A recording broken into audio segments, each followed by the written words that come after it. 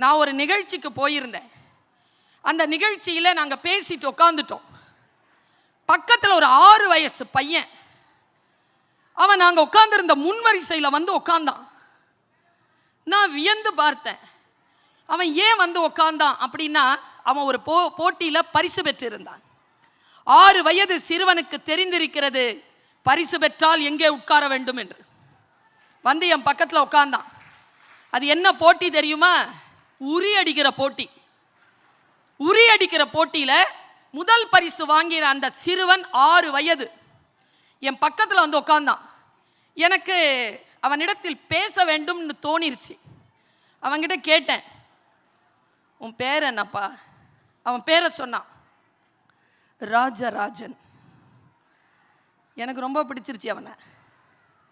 முழு பேரை சொல்லுன, ராஜராஜ சோழன்.